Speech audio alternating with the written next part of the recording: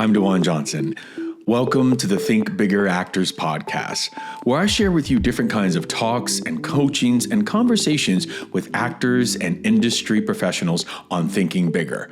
I hope these conversations will help you on your path to success, because I believe success is an inside job that starts with your mindset and the thoughts you hold dominant in your mind. Change your thoughts and you change your world. Your path to thinking bigger begins now. Welcome back to the Think Bigger Actors podcast. I'm your host, DeJuan Johnson, and we're cooking now. Can I tell you a little joke? I mean, being on a show with teenagers that are like 15, 16, 17, like they're always playing jokes on me, or they're always doing TikToks, and they're always like keep keeping me up with the latest slang. And I guess there's this word out there where they're like, you're cooked, or they say they ate, like you ate. And so I was trying to be cool, and I said something like, now I'm like, yeah, we're full.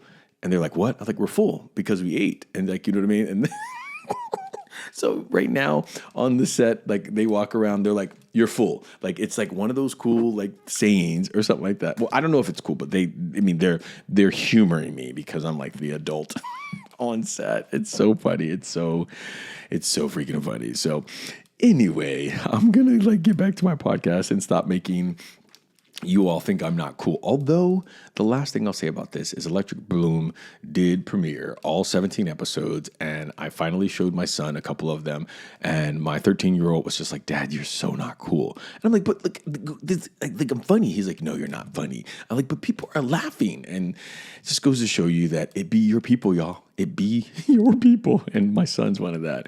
All right, let me get back into this. NCIS also is premiering right now. I'm recurring on that. Season 2 is back on and up and running. And be on the lookout for episode 4. Episode 4 is when I start back in. It's a big one. A lot of things are revealed in that episode. That's all I'm gonna say.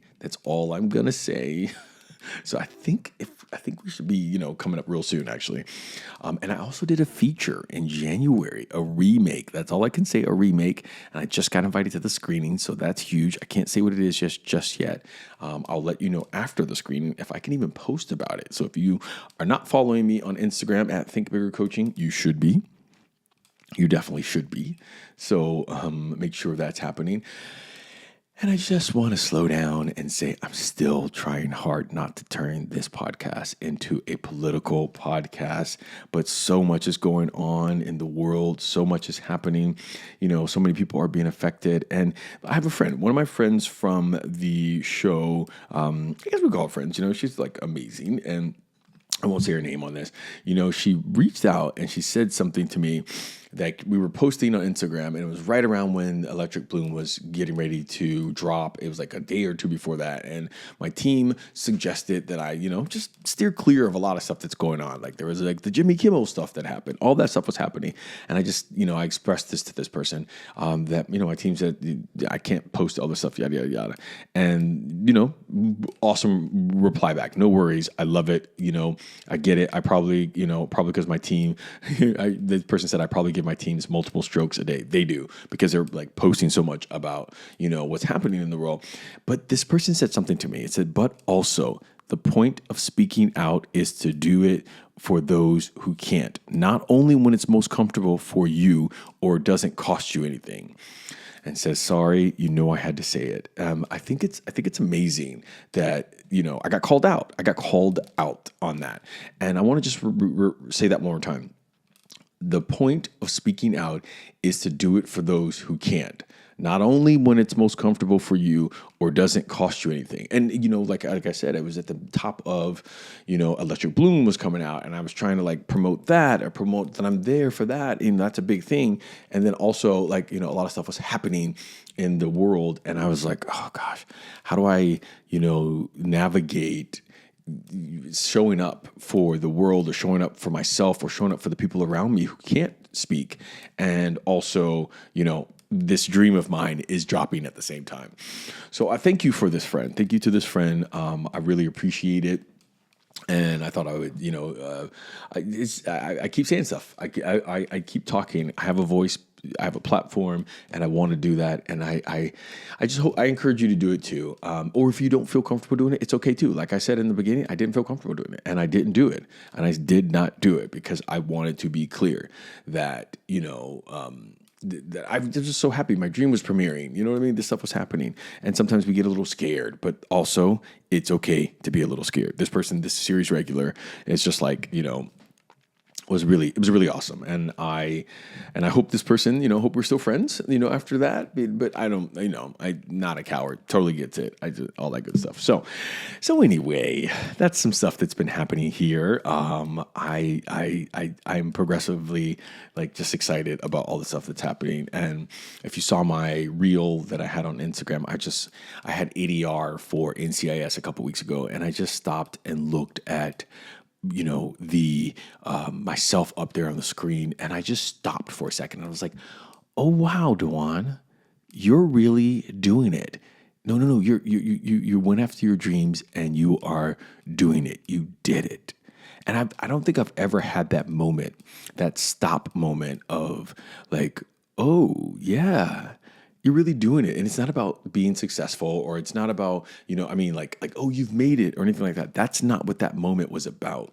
It was just about sometimes we are so in the hustle. Sometimes we are so in the manifestation. So sometimes we are always trying to bring things to us or go get it or just, whatever it is, that it's also amazing just to stop and say, right.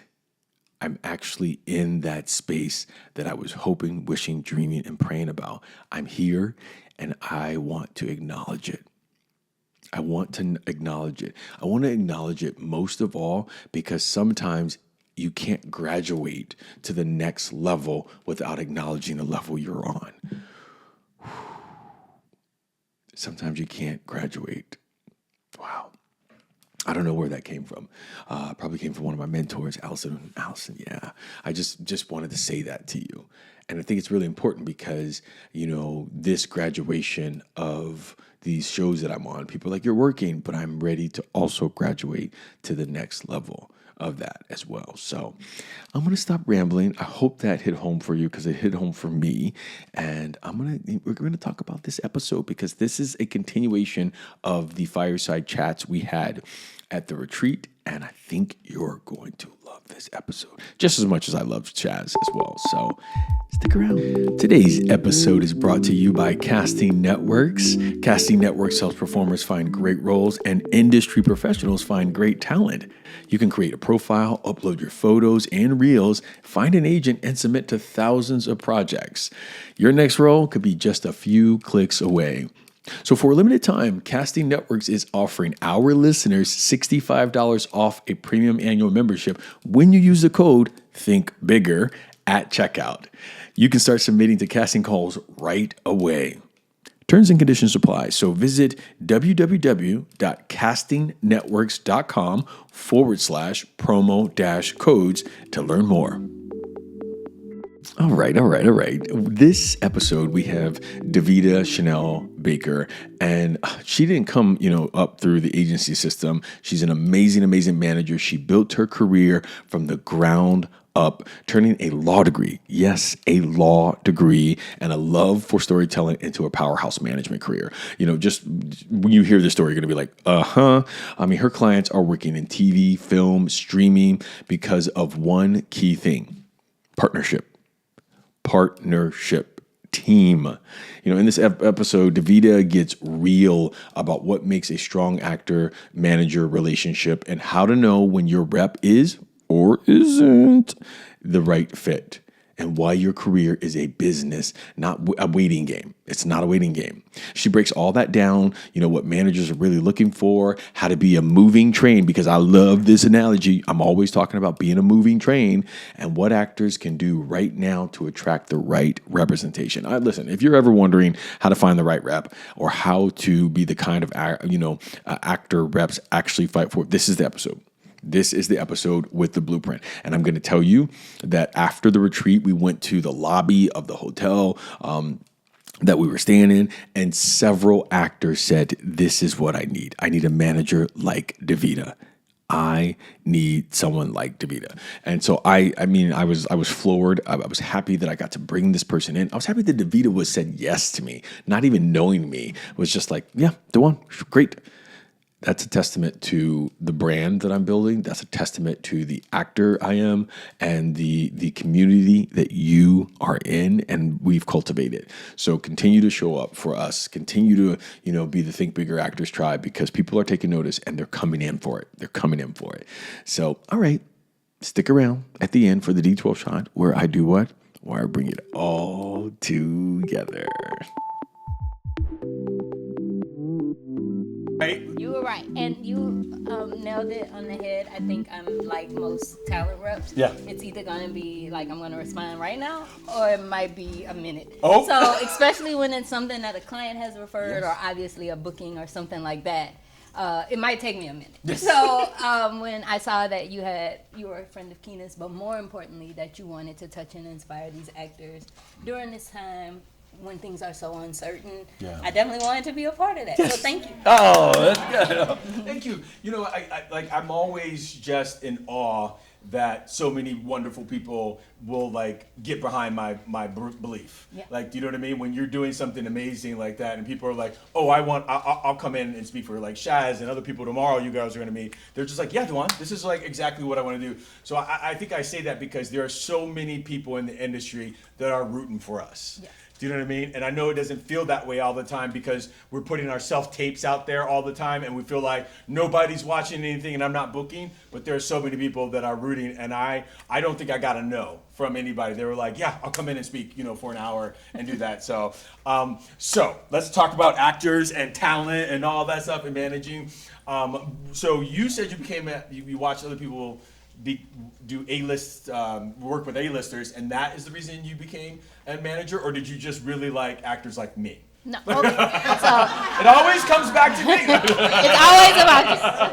All right, so my story is a little bit different. Yes. I always wanted to live in LA, Okay. but I didn't know what that meant. I'm from a small town in Louisiana, so the first time I came to visit my cousin, and she lived in what was considered the hood, but they had palm trees, and you could see the Hollywood sign in the distance. It was like, this ain't no hood. This ain't no hood. But I was like, if this is their hood, then I could have this the kind of hood I want to live in. Yeah. So Yeah. I got in this mind very early on that I was gonna move. What is that, to Silver LA. Lake? No.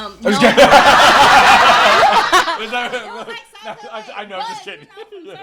In certain people's backyard, you can still see the house. Mm-hmm. Okay, so but going to when it was time to apply to college, I was like, I'm gonna move to LA, Right. and I'm gonna be a bartender, and I'm gonna get discovered to do something. Right. I don't know what, but So an somehow actor happened. first. No. No. I didn't know what my talent was, but I Okay. figured if there was one to be found, it could Yeah. happen. I see. But my I family see. was like, "Girl, Yeah. you don't have a talent. We'll Right. help you with that, Oh. and you're smart, so you're going to college, and we've invested all of this in you. So yeah, you're not going to LA to get discovered. You're gonna go to the friendly HBCU up the road that we've been taking you to your whole life, and that's gonna be the plan."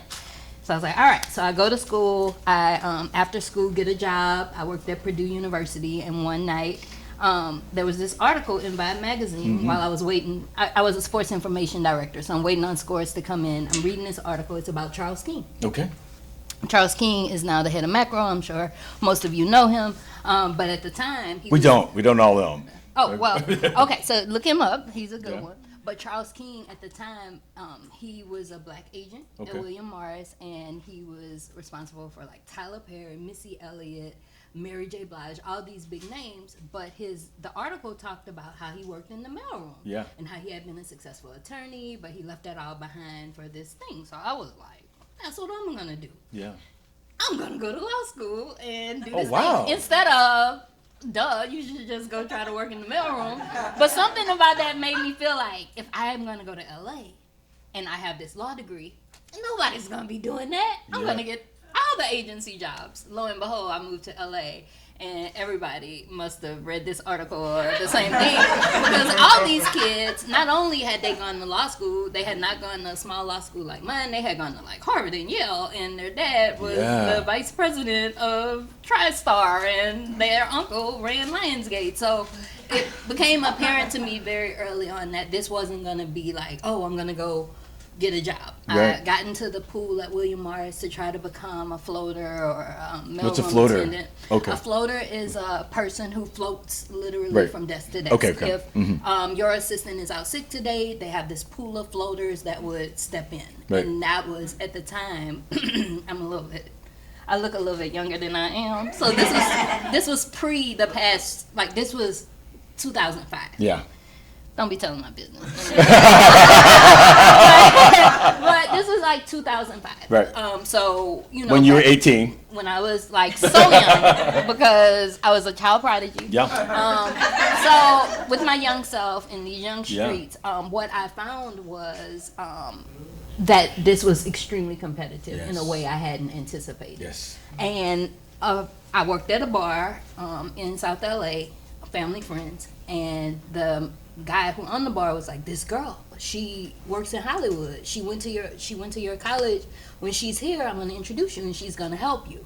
And I didn't have the heart to tell him, like, Mr. Willard, don't work like that. Nobody's trying to help me. Like, I've been here for months. I can't get an interview. Like, it's so hard. But long story my dad short, told me to talk to Oprah. Yeah. Oh, my dad. To this day. My dad said, well, Oprah can help you. And I was like, To this day, we go home to visit. I have a cousin, and his, whatever he asks, because he's always like, let me tell you, what's going on? And I'll be like, oh, it's so slow, it's not happening right now. He's like, you need to call Oprah. I got her number.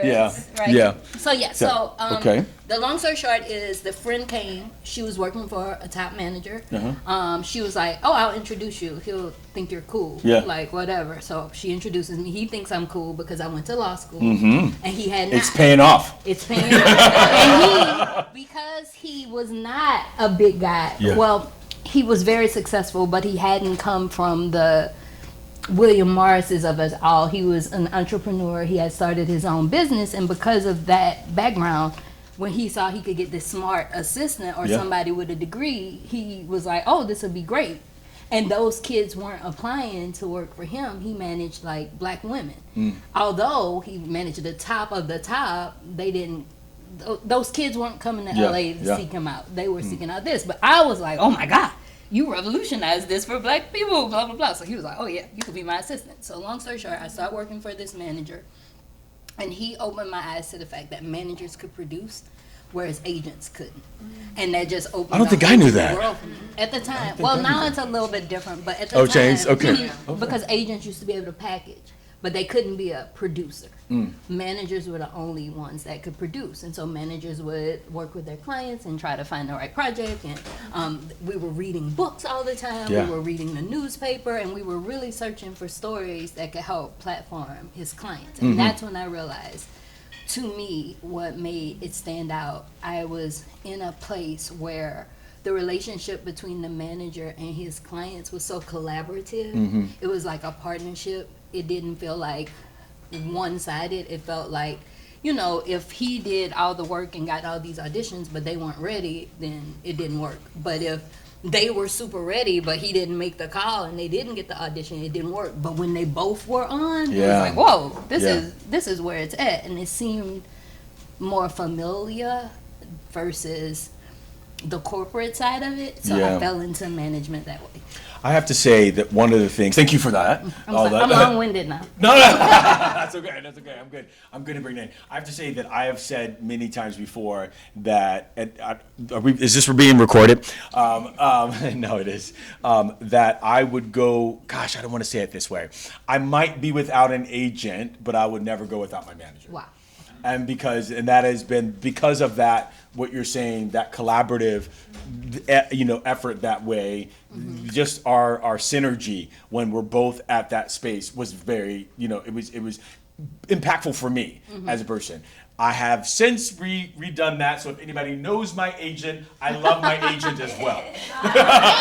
Since this recording will be out there. And things changed. I will will say, when I first moved to town, like the agents I would meet, it just felt so scary. Yeah. Even as a grown woman, like I was grown by then, but they would be just so strong in their presentation and just their demeanor, and it was like an ice. How do you think we feel as actors? Yeah. So then, but now I think even the top of the top agents seem to be a bit more approachable or more open. Yeah. Still not like regular people, but you know. So when you are looking at, do you call me regular people? No. You know what I mean. No. It's them. In my mind, I think no. You know, so when we start thinking about the actors like in the room or actors in space, when you're looking at what makes you want to bring on an actor to your list, is this something that's like they are phenomenal actors, or maybe they don't have credits and you see a future with them? Like, what is that like je ne sais quoi for you that brings on actors? I don't know, no more French than that, y'all. So don't expect it. But like, what is it that makes you like say like this? What makes me want to bring on an actor? I think actors would be surprised to hear that talent reps. We want to work with everyone because if someone is talented, if they've got a good look, if they have a good personality, there's something about them. You see that we want everybody. Yeah. But the reality is sometimes, you know, your bandwidth is what it is. Like you can't exceed that. So then you have to look at people in a way that's very uncomfortable because you have to figure out where they fit for you and where you could fit for them. So as a manager, my main job, I'm supposed to be managing you.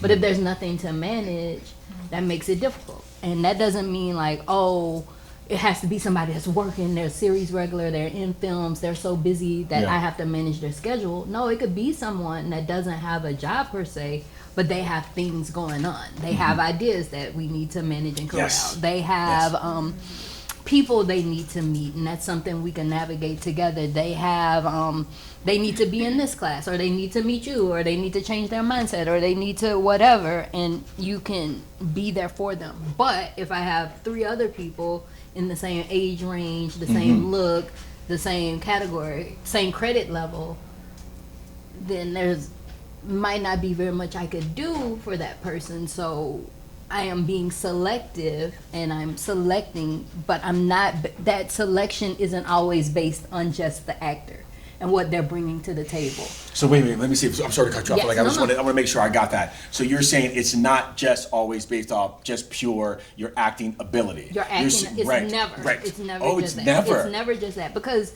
the best actor can't get arrested sometimes. Can't get arrested, or there might can't not get a part. be, like, at the time, the best actor in the world. What is the role for them?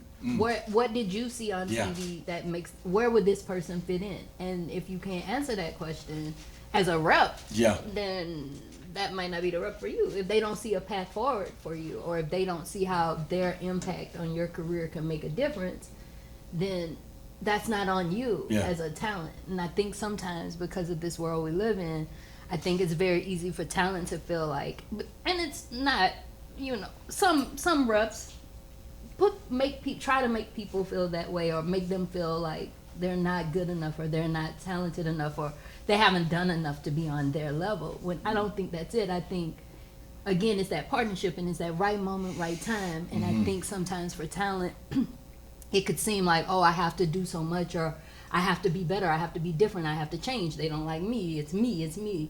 When if you could step outside of that and just look at it like a business, like, wait, maybe it's not me. Maybe that particular person has too many people like me, or that particular person just doesn't get it. That doesn't mean I quit. That just means I gotta find somebody else. Yeah. So one of the things that I think, and tell me what this, I think this is on what you're saying, is I believe right now that we are all brands.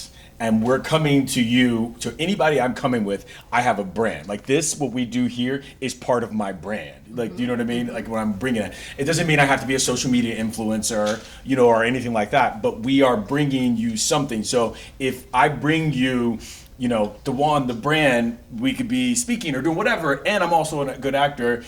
Would that is that competitive against somebody who's just a good actor? You know, if you have that brand thing with it, is that? Well, I think in 2025 you got to have that. You gotta have what? You can't no longer not have the brand.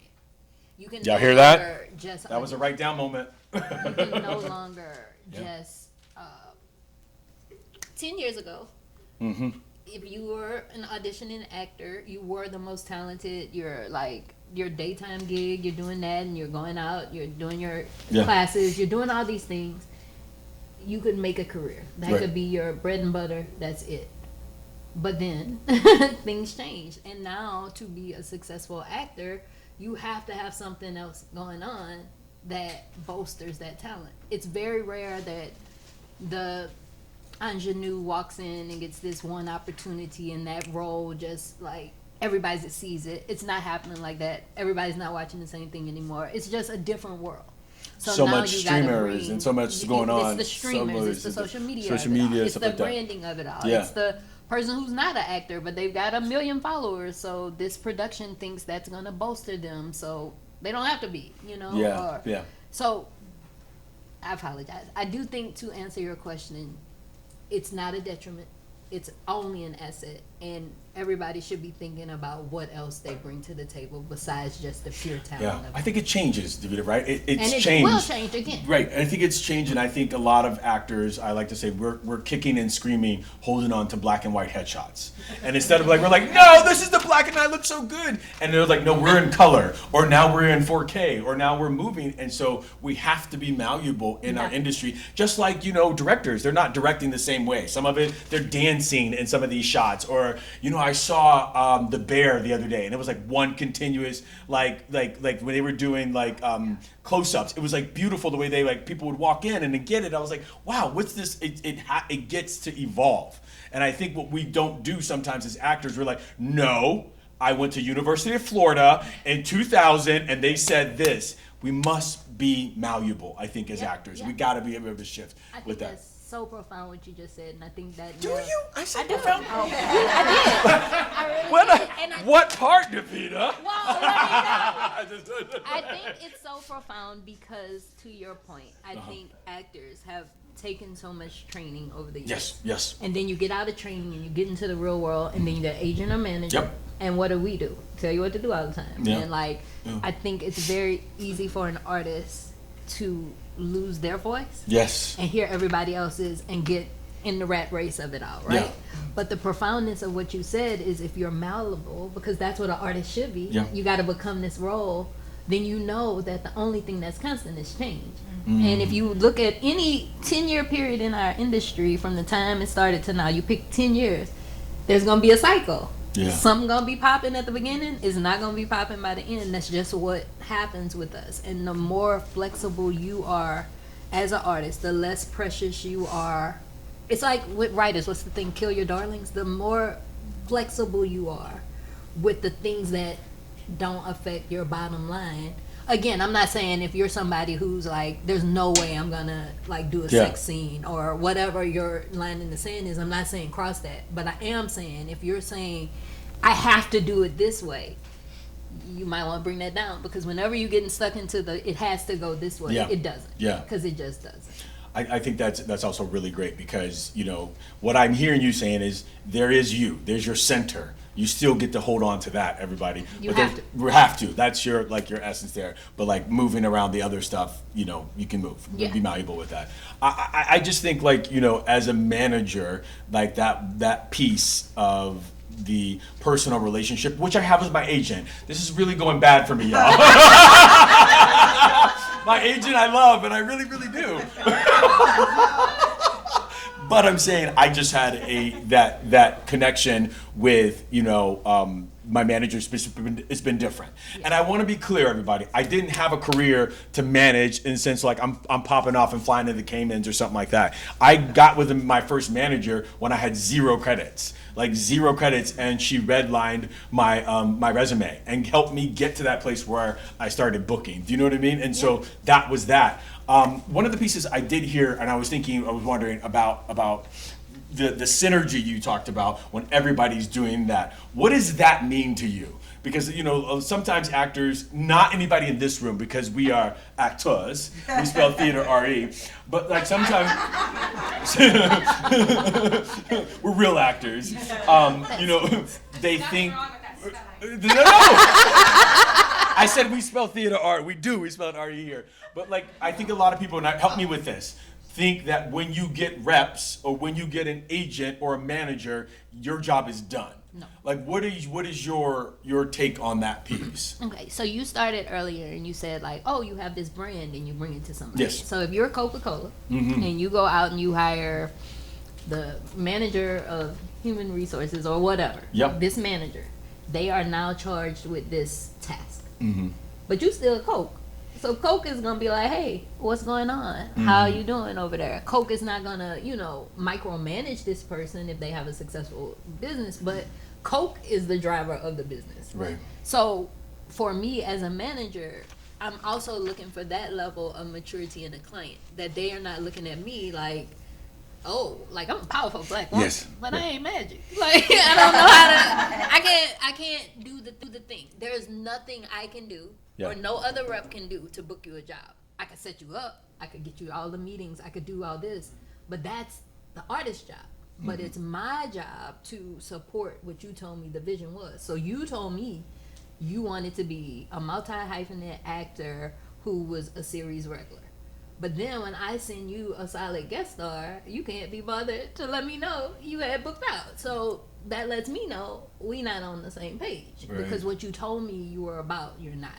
I'm 10 toes down. The synergy part of it is, like, once you get into that groove where I know what it takes to motivate this person and inspire this person to do the things we need to do, but I also know how to talk this person through what's happening. Like if they feel something was unfair at work, like being a listening board and being a sounding board and like working through it together. Never making my client the bad guy no matter what. Like it's never their fault. Like it's always like being that buffer because I'm here to do that. That all said, that client has a huge responsibility to the synergy of this group working too, because at the end of the day, nobody ain't here to see me. I'm the oldest. It's like they're not here to see me. Everything I'm doing is literally so somebody else can win. And so if anything is a detriment to that, so if I bring on a new client and that client isn't going to their auditions or they're not performing at that level, I'm not dropping them because I don't like them. I'm letting them go because I have to look out for the rest. How did we get to dropping already? I know. I'm focused on the synergy of the whole. I was talking about positive synergy, and you're like, then you get dropped. And I was like, what? This escalated so fast, DaVida. And it does because the people that have contracted me in this management position, they want me. Nobody's getting a manager because they just want a manager. They're getting a manager because they think it's going to move the needle. That's exactly it, to be honest with you. Like, I'm thinking of the relationships that you have and the relationships my agents have. And I always thought, one of my very first agents told me when I was trying to bring on a manager, said, why would you want to bring on a manager? You don't have a career to manage. And then that person said, you have to share the percentage. And I said, I'm not good at math, but 0% of 0 is still 0. And if I could have somebody who has these contacts, these relationships, and your contacts, and I can, double those, why wouldn't I want to do that? Like, why wouldn't I want that type of synergy? So for me, from the very beginning of my career, like I've said, like that is one person that I've always had on my team as a manager that I can have that little bit of a sidebar. And I think, just to say a little bit further, is that I'm never the bad guy, you all. When I have a manager or an agent, I am never the bad guy. When I was on my show, when I was on Bosch, and I would say something like I wanted a raise or I wanted to do something like that, I would say it, and then I would make my manager do it. But then they would say, I would talk to the set. They were like, "Is everything okay?" It's great. I don't know what they're doing. I don't know what they're talking about. Because that was just not my role. My job is to go there, give a great performance, not be the a-hole. And I was just like, whatever. But, behind, that was just like, I needed to have that conversation. So that's one of those great things. Thank you for taking that heat for us. Yeah, and it's not even just the heat. It's that, to the point of what you said. I'm just trying to make it so that my client can do their job. Yep. And at the end of the day, your job isn't the politics of the set. Your job is to show up as this character, deliver, and move forward in that role as long as possible. And to have fun doing it and like live your best life. That's what I'm here to help you do. And so it would behoove me Yeah. to keep you clean because they expect that from me. Yeah. They're going to expect that. I'm going to just interrupt for a second here and say every actor says they want a book, but most are just guessing what to do next. That's why I built the First Team Collective, a space for actors who are actually doing the work. We meet, we train, we talk about what's really happening in the industry right now, not last year, not the year before that, right now. No fluff, no promises, just community and growth and a place to keep your fire lit. So I want you to check out firstteamcollective.com. That's firstteamcollective.com and come be a part of something real. All right, let's get back to the episode. I got a random question that just came to me right now. It's not on my paper with all this stuff, so excuse me on there. And I was thinking of like when we do want, say we were co-stars on this show, right? And then we've decided we want to move up. We want to get guest star billing, or we want to get a raise or something like that for season 2 or 3 like that. Like, is that something, I think I know the answer already, but is that something I would say, hey, DaVida, can you push for more money for me? Yeah. How would we do that as actors? Listen to this answer. I don't know what it's going to be, but this is important because I think a lot of actors are scared to ask for more because we think when we ask for more, we're going to get fired. As soon as we think we ask for more, but I want to tell you, a no can sometimes be the beginning of a negotiation, you all. Yeah. Like it really can. And so you get in a no, you're out there saying, can I move up to this next thing? Can I move? Like if I didn't, I believe, I'm on a tangent, but I believe that producers will give you what you allow. Yes. Right? And so if you can ask for more, they can still say no. But if you don't ask, they could be like, here's $10 more. You're like, I got $10 more. And I'm good. But maybe that next person is getting $1,000 more. Yeah. So And my that's the question is difference, asking, like, when do we ask that of you? Or can we ask that of our managers, and them not feel like we're, I don't know, just you get the question there. I do think that is a very, first of all, where you book the co-star. Uh-huh. And now you got. I don't do co-stars. No, not you. I'm kidding, you all. To the person, to the actor who. I am joking, y'all. book us- We got a long weekend together. I gotta keep us together, right? All right, so the actor books the co-star role or the one-day guest star. Okay. But it goes positively.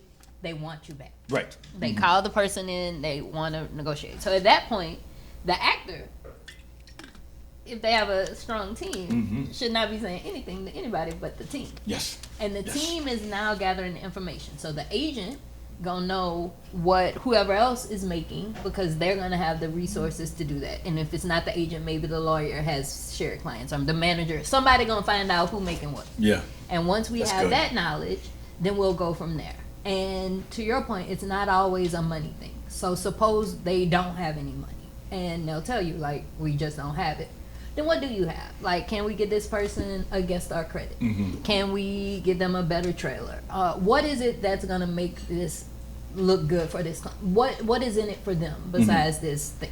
Because now, theoretically, at that point, even though you were just a co-star, if they want to bring you back, there's something about this role that's important to the story, and your reps are gonna be the people that fight for you to get whatever is to be got from whatever it is they want to make this bigger. Because when they offered it to you, it wasn't there. Yeah. So something about you made this become a bigger thing.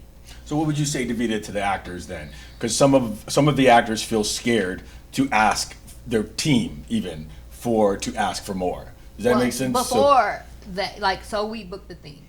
Then we have a strategy. It's a reason we're doing this thing. So at that point, do you mean people have to talk to their team? Yes. Yes. And so your team is gonna tell you usually that's I guess I don't want to sound like, oh, this is how it goes, because I have heard stories and I do meet actors who aren't with me and they tell me about what's going on and I'm like, what happened?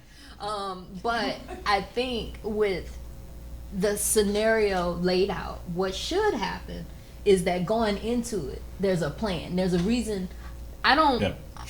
A person that's going out for 3-line co-stars all the time might not need a manager. But if I got a plan, okay, so we're going to do this co-star in the neighborhood, that's CBS. So now we're in their mix. And then we're going to go do this. And we're building this story. How does this fit into it? The client and the manager going to already know that the next time they come, you don't talk to them. Like, you don't talk to them. Let them talk to me, and we're going to ask for more. Yeah. Because when we did the thing the first time and we got shortchanged, we knew we were going to ask for more eventually. We just had to get in. Yeah. So. Yeah, no, that makes sense. And I think the piece that you said there is don't talk to them, because usually when they say you're coming back to one, I'm like, yes. And your manager is over there like. I've already. Because now there's I'm no learning room, to play hard to get. There's no room to that. Like, because I've had that too, Yes, where yes. the client will call me. They have a relationship with a Casting or director, producing, yep. Mm-hmm. and the person has called them directly. And the person told them what it is. Yep. And they have a relationship. Now the person telling me, I told them they gotta talk to my people. Yeah. You know me, DaVida. I didn't do it. But I told them to talk to I said you. yes. I said yes. So then the people call me and they tell me all the things you Yep. said yes to. Yes. Which is literally everything I'm Yeah. saying no to. Yeah. So now they think, I always got to deal with DaVida. Here she comes. Yeah, here I Yeah. come, because you knew you Yeah. shouldn't have called her in the first place. But I know why you called her, because she's Yeah. ready to work. Yeah. So. I'm joking a lot with that, guys, and I want to clean that up real quick. Because your agent listening? No, because actors are listening, Yeah. right? Because actors are listening, and I'm joking with that. There's a little bit of that starts to come with being in this industry. History, or you start to understand some things, right? And so where I might have joked and said yes before, I do just say, call my team, right? And I might say it in passing, oh, this sounds so good, but talk to my team. Because I know sometimes that I have been in the past where I've said yes to stuff, and they're like, I had to do something I didn't want to do. So as you start to get experience, is the word I want to use, and being here, you don't have to have credits. It's not about credits. We're talking about you can already skip that line because of the experience. You know what I mean? Because of here. And somebody says, oh, I really want you to do it. Like, oh, I'll work for anything. You were like, oh, you know what? Call my team. Call my team. It should always be that thing, or call them. They'll work it all out. And I've made up stories before, and I've been like, you know what? I've said yes before. My team was like, oh, it's a conflict or somebody. I just put it on them so it doesn't feel that way. But always, I want to clean that up, because you don't want to say yes to something that really is just not going to be great. I've said yes to stuff that's been non-union. Do you know what I mean? And I can't do that. You know what I mean? Or stuff like that. So Yeah, and two things on Yeah. that. Like, when has anybody ever asked you to, like, do them a solid and then hook you up with, like, something more than you deserve? They're going to always undercut you. So that's why, like, this is Yeah, a thing in yeah. the first place. And then the second thing I wanted to say on that is just, again, when you're getting this manager, you're getting this agent, these are people who work to support you in your dream and your career. So then why would you undercut? Like, let them do the job Yeah. you got them to do. Yeah.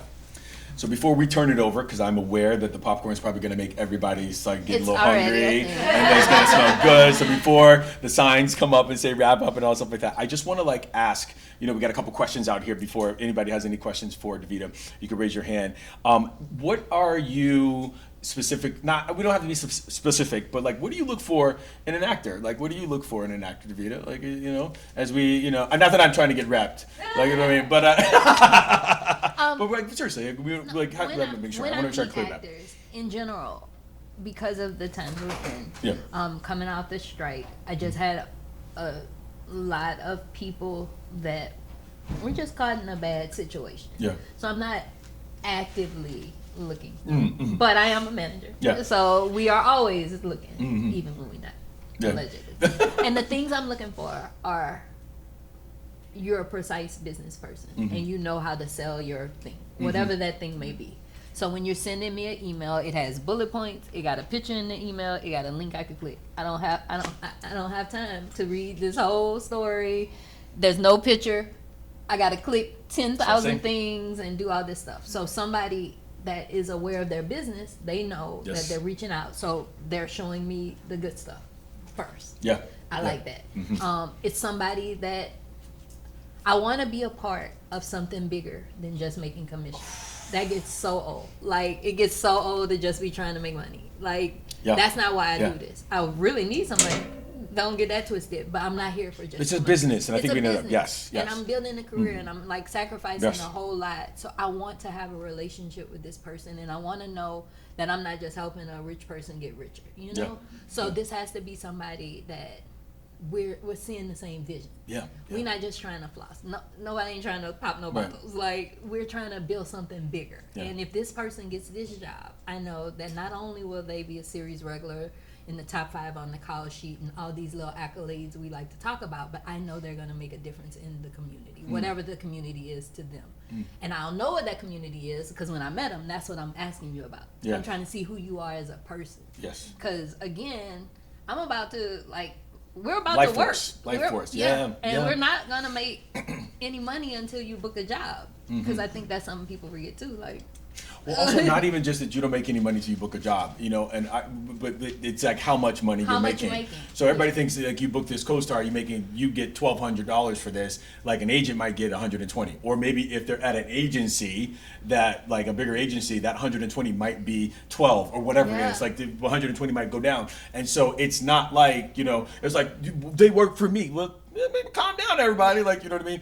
But I love what I want to make sure I say, because I say this a lot. People like to get on a moving train. yes. But people, like, if your train is at a station, people like to get on a moving train, and so have something going on. Yep. Like, if you're gonna come to you, like, let's jump on. And I'm stuck at this station, and you gotta build. You like, like. And another thing that I think is overlooked with the how do you find people Yeah. thing, we're always looking. Yeah. So again, that co-star on my favorite show, it's the new face. It's somebody I never saw. So I'm literally, that's the majority of my time. Yeah. Watching TV and trying to see who this person is I didn't know and where did they come from. And, oh, I didn't know they're from... Bosh. Sorry. yeah. Sorry. Any show. You know, Just pick a show. But Bosch, I will say, a bunch of people have been on Bosch. A bunch of people have been on Bosch. But yeah, that's the thing. So people are always looking. So in Yeah. an ideal world, you want somebody to see what you have going on. Yeah. My client that's here today, we met at an event. And I couldn't stop thinking about her because of all this stuff she told me she was doing. And it was like, and She don't sit down. She doesn't sit down. Yeah. And that, to your point, Yeah. that's a moving train. That's a We moving meet, train. like, Yes. things are slow, like, there's nothing going on, but she like, and I'm doing this, and I gotta go do this, Yes. and I can't meet that day because I'm gonna be doing this. Yeah. And it was real work that I could, like, Google and see what's happening. Good. And again, to your point, it wasn't that she had thousands and thousands of credits, but the things that she had told me about were real and relevant, Yes. and the things that she told me she wanted to do, there was evidence somewhere that I could find. She Oh, we was can't make it moving up. towards that. You can't make it up. Can't make it up. Because I'm gonna find out. We can find out. So you can send those nice, pretty AI headshots, but eventually Oh. when you're having That, Are we that, gonna meet in that real felt real pointed. That felt pointed, right? It's We're the gonna keep it real. last couple We're gonna- Fridays that's- of summer. that's true, that's Y'all true. didn't want to waste the time. So That's good. That's good. whatever it is that Yeah. you're presenting, it has to be real. Yes, I agree with that. Because a lot of stuff does sound good and sounds amazing. Yep. Yep. And everybody has all these great ideas, but What do you? follow through. where's the train going? Yeah, where's the train going? Do we have any questions out here? I see one. I'm gonna get you right over there. I don't have my glasses on you all, so I can't see really past. I can't really see faces. I'm gonna get them. Hi there. Hi. Blanca. Hey, Blanca. Blanca. Yes, so nice to meet you. I am so curious to know, like, to you, what are those things? Like that moving train, like that list of, like, I know, like, there's, like, the basics of training, or, you know, where you're taking acting classes, or do you salsa dance, or do you go to the gym, or, like, what do you, like, what are those things that are, like, exciting? Like, It's all of that, and it's to the individual, and it doesn't feel like they're only doing this because what they really want to be doing is acting, so they just telling me all this stuff because they think I want to hear it. They're letting me know who they really are, and they're open and passionate about it, and I could, like, get on board with it. And sometimes, to your point, it is salsa dancing, or I had a woman and she was a belly dancer, but that was her passion, and no matter what, unless she was booked or in a class, she's going to belly dance. So I know, like, if she gets something after 5 o'clock on a Tuesday, I'm gonna have to text because she's not at a computer and she won't be. And I know this because this is who she told me she was. And so I was able to get on board with her, or whatever that thing was.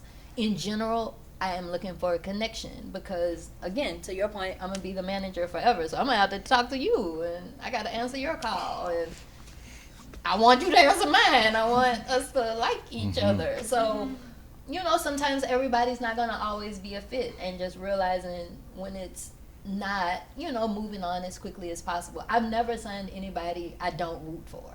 So there are people that are former clients that it just didn't work out for whatever reason, but then I see them in deadline. I'm like, I'm calling. I'm going to still, like, because otherwise then I would be like, then why did you sign them in the first place? Like, if you didn't think they were talented. So all of that to say, it's the passion, it's the drive, it's the things they're doing when there are no things. So again, it's not just, oh, you got to go book a co-star, you got to go be in this class or whatever. It's, you got with your friend and y'all shot a short, or you did the 48-hour film festival, or you volunteered at the Fringe Festival.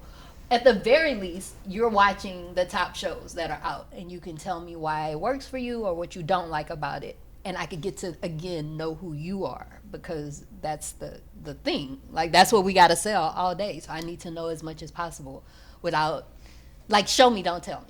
It's the show, don't tell.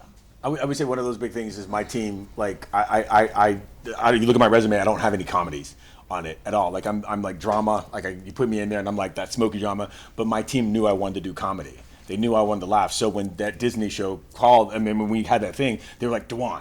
And I was like, I felt so good about that because we had talked about me doing stand-up before, which I'll never do again. I would never do it again. It was like, I see you looking at me. It was awful. So no, it's not. No, it's awful because it's like I don't have a script, and I was like flying blind, and I had to be myself. I don't want to be myself. But like you talk to your team that way, and it was like, or they know I'm out here directing. You know, they know I'm out here, you know, doing this. You know, my team's like, do you ever think about writing a book? You know what I mean? So it's like those other things that those things also add to the pot for that. For another question, go ahead, Nathaniel. Is that it? I'm sorry, brother. You as well, man. DaVida, thank you so much for being here. It's a really, really great conversation. I'm going to start with my question first. Yes, please. So, My question is, how do you gauge if a rep relationship is working for you? Ooh. And the context of that is No, let's just stop there because that's gonna be good. Okay. Remember, it's recorded. I think you said, like, you hit on the head. How is the relationship working for you? Okay, so this is a relationship. It's a straight up relation. I am in relation with like 30 people right now, and 2 of them is like my husband, my bonus daughter, and my client, and we in relation to the point where this one, they don't, if they calling, I gotta stop everything because they don't call. That means something, it's a fire. This one, oh, she calling again. That's my girl, so we good. I gotta just whatever. So I'm in relationship with these people. Well, if you're in a relationship and you're dating somebody, you know when it starts to go bad. Like, y'all not communicating right. That's the first sign. Something going on with the communication. They emailing me some crazy stuff, or they're leaving message, or the way they're talking. It's not cool anymore. It's no longer what do you think, it's you need to. Oh. Or it's talking about the agent in an unfair way that I know the conversation is probably happening with the agent where it's talking about me, because the client isn't taking accountability. They're looking for a blame. That's not going to be a good relationship for me, because again, we're all in this together. Or it's changed. The relationship's changed. The relationship has changed. Like, because it's something's changed. Yeah. Because what you said you were about, now I'm seeing it start to crack. Much like if this were a relationship and he's love bombing you at first, and then all of a sudden he start ghosting you, you're like, I'm peeping the signs, basically. So the relationship, when it starts to turn, I think it's very important to nip it in the bud. So try to address it. Try to have a conversation. And when that conversation fails, then, you know, you got to cut ties. How you feel about that? That's good. Okay. I think the other part of it, though, is like in the current climate, because it's hard to, you know, what to expect when auditions are anemic. Yeah, you know? and I think that's a very good point, because the patience level that I might have with everybody is upset right now. Everybody wants to be working. Everybody feels that they see on Deadline or Instagram that this is happening. So something's happening. It's not happening for me. And so I'm not naive, and I get that it's frustrating. And you think the people that are working for you should be doing more, and you're not understanding like what's happening. But if I'm this person that you have this relationship with, and then I told you some resources, like, have you read this? Are you watching this conversation? Are you going to this town hall meeting? Did you see the thing SAG said to like try to bring artists together or whatever? What are you doing to proactively try to help this situation? Because this is what I'm doing. This who I called today. This who I emailed. This is what I'm doing. So what are you doing? And then I find out that you just calling me to talk about what the agent not doing. That's a conflict. That's not going to work. So the relationship has changed and we have to address that. So in this climate right now, I think it's super important to realize that people are working. And in a way, like 2 years ago, I might have been like, well, maybe they're not working for you and you need to, call them. You need to make this meeting. That's not the world we live in anymore. They might not be calling you because there might not be anything for you right now. That doesn't mean you shouldn't have a communication, though. That doesn't mean they got to be rude to you or like ignore you or ghost you, because again, it's still that relationship. So you want to be in communication. If your agent or your manager, if you feel they're not showing up for you, be really clear about what that means. So are they not showing up? Like you're not getting auditions? Well, that could be happening for anything. Are you getting auditions, but they're not sending it to you in enough time? Are they not watching your tape?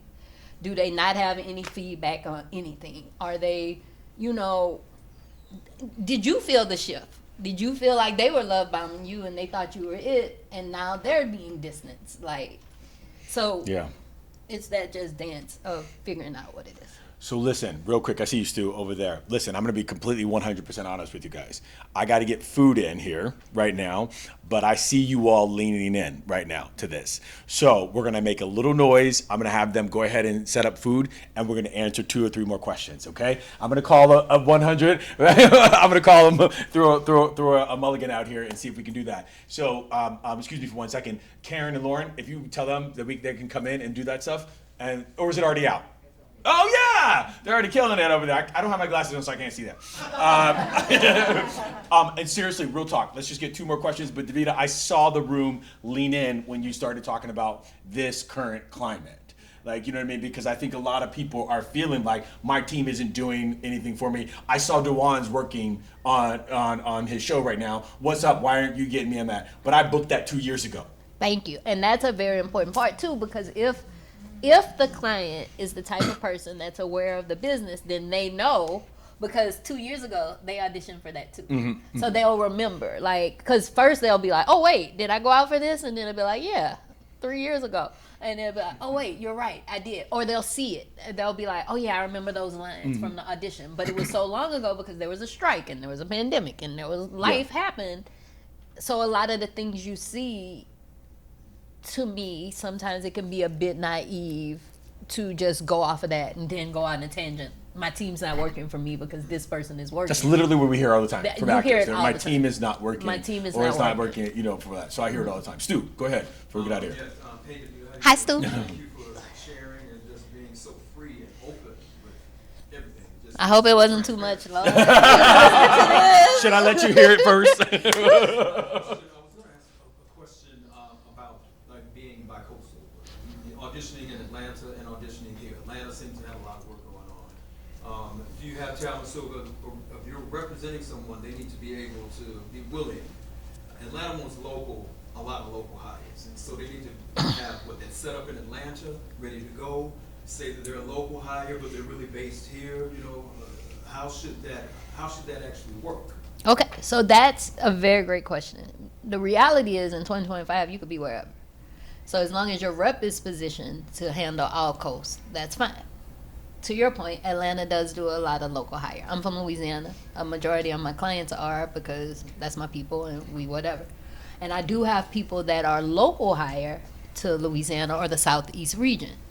But because I'm here and I see a type of role, for instance, I have a little girl, she was in Centers. She's from Louisiana. So Centers was a local hire role. She's going to go in on that. She's very connected in that local market. She's been a kid. She started as a baby. She's like 14 now. So she got Centers. Well, even though she's based in New Orleans, they used to be here for a while, so we still have a California work permit and all the things. So I cover her here as well as her agent. Yeah, she has an LA-based agent. We just cannot submit her on the local hire stuff because she's already covered in that market. So I say all that to say, even though she's in Louisiana, I'm her California address. Her mom has family in New York. She got people in New Mexico randomly. So she's available in most markets. That's how it generally works. But the problem that happens with the local hire situation, you've been a local hire person in Atlanta or New Orleans, and you've worked, and you've established yourself as a resume. At some point, you're going to have to transition to this being your home market. And the reason why is because the goal is to get hired out of here in New York and have them send you to Atlanta, because now you're making a higher rate, you're going to have a higher credit, you're going to build a bigger role. Whereas if you're a local hire, you're going to get a lower rate, you're responsible for your travel and accommodations, and you said you were a local hire. So that means when they put out that schedule and they're considering roles 1 through 5 have to travel in, they're accommodating those roles because they assume 6 through 12 is a local hire, so you just there.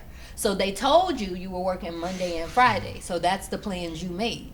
But then when you find out Sunday night, Monday got switched to the following Monday, that's on you. And your manager or agent should have had that discussion before you booked it. And so I am leery sometimes of the different markets when people don't actually live there, because the excitement of booking a job, you're going to want to take it. But if you book that local hire job and you're going to make that CoStar local hire rate, which is going to be, if the regular rate was $1,200 and you might make $821, but now you got to get there, so that's a flight. Flight's been falling out of the sky, so you know the schedule might change. Oh. No, I didn't mean to go so dark. It always like, is there a middle part you feel like you just go to 0? No, I'm sorry. But my point is, They have been. you want to make sure that if you're saying, again, to the point about the truth, whatever you're saying, you want to be able to back it up. Am I saying that we never say like, oh, she could be an Atlanta hire? We do. But if I'm saying she could be an Atlanta hire, that means you got to be an Atlanta hire. That means you got to be there to shoot. These are the dates, period. Yes. Like, I don't care what the schedule said. They said they going from the 1st through the 31st. Right. You in Atlanta, the 1st through the 31st, because at any time that could change. And again, my job is to rep you, but to keep a company. So I can't be saying you're going to be here and booking these jobs and these people not showing up, because now they're not going to want to hire any of my people. So I love that. I don't. Yeah. I feel like I just be going on. DaVida, real quick, are you going to stay and have some chips and popcorn? Yes, my plan was to be here until like 8:30. Because great. I can't be out in the dark. Yeah, I got it. So what I'm gonna wrap this little thing up because we got some headshots we're gonna be doing and stuff like that. I know. So I'm gonna talk to them. I know I am. Do you think I'm fancy? I do. I also think, just in general, again, the thing I like about it the most is that whatever you have done, like all the roles you've booked, you are taking the time to pour into other people. Yes, so always. To me, that's what I'm doing. I'm sending the elevator back down. Yeah. That's what I like to say. You know what I mean? So I hope that comes through on this. So I want you all to say thank you to DaVida. We're gonna be here. She'll be here. So if you have a talk, maybe buy her a pop. I told you that this episode was going to be so good. It's not personal, but it's personal. That's kind of what she said. It's not personal, but it's personal. You know, there was a moment in my conversation with DaVida that of course, you know me, I was like, oh, this is going to be the D12 shot. She said, I don't get upset when people don't see it at first because I'm not for everybody. But when I'm for you, you'll know. And I was like, I wanted to run around the room, but I was like, this is your retreat, Dewan. Keep it cool. But that is so true. Listen, I know how hard it is to hold on to that right there, especially when you're pouring everything into your work, when you're sending the emails, you're dropping these awesome self-tapes, and you're trying to get seen and picked and signed, and all you hear is silence. It's hard to not take that personally. Not to let it mean something about you, about who you are, your self-worth, your talent, your future. But here's what DaVida reminded me.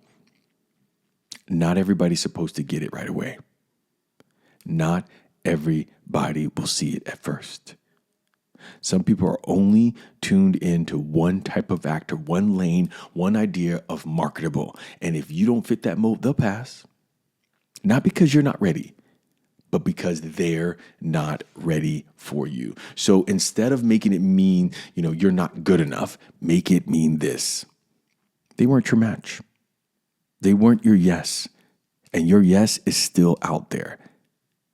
Your yes is still out there. The trick is to keep showing up without shrinking. The trick is to stop dancing for rooms that can't see you and to remember you're not asking for permission.